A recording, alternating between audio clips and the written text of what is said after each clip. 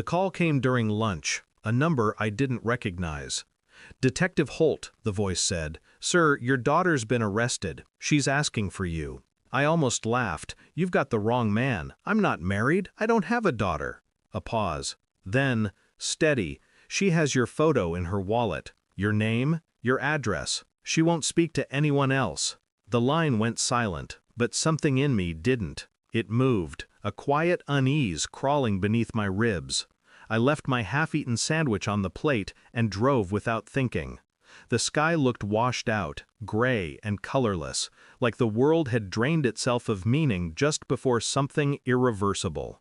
At the station, they led me through a maze of glass and linoleum. The hum of fluorescent lights filled the air, a sterile kind of tension that clung to every surface. When the officer opened the door to the interrogation room, I froze. She was there, 16, maybe 17, pale, trembling, and she looked up at me with eyes, my eyes. She whispered my name, not sir, not mister, my name. I felt the ground tilt. There was recognition in her gaze, raw, pleading, terrified.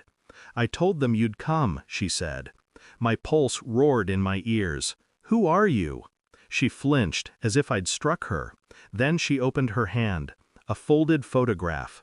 Old, worn at the edges. Me, years younger, arm around a woman I hadn't seen in nearly 2 decades. Clara, the one who'd disappeared. I thought she'd left the country. I thought I'd buried that chapter and moved on. But the girl?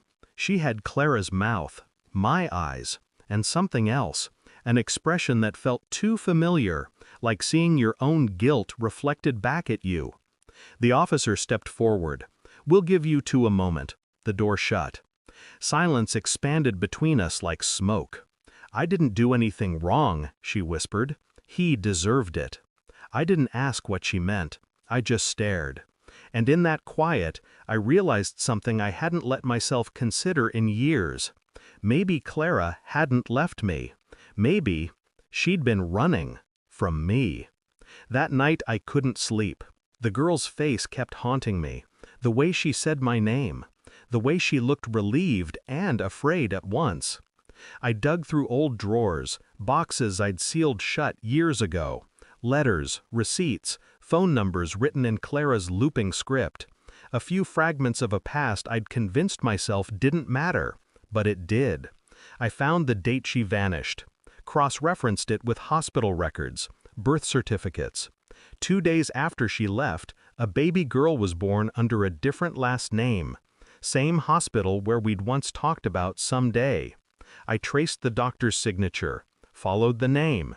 The girl had been in foster care twice, then sent to a private home outside town, one that Clara's old friend managed. The pieces fell into place, slow and suffocating. She wasn't lying, she was mine, and Clara had hidden her. Why? The question burned like acid, but beneath it was something sharper, colder. I wanted to know what kind of mother tells her child I was dead. When they released the girl into temporary custody, she wouldn't meet my eyes. I took her home, made tea she didn't drink. She sat at the table, fingers twisting the edge of her sleeve. Finally she said it. He hurt her. My chest tightened. Who? The man she lived with. He used to... She stopped, swallowing hard. She told me if anything ever happened, to find you. She said you'd know what to do. It hit me like a blade through the ribs. Clara hadn't been hiding from me. She'd been protecting our daughter from someone else. And now, she's gone. She's dead, isn't she? I asked. The girl's silence was answer enough. She slid something across the table, a thumb drive. She recorded everything. I couldn't keep it with me. They would have found it. I stared at it for a long time, then nodded once.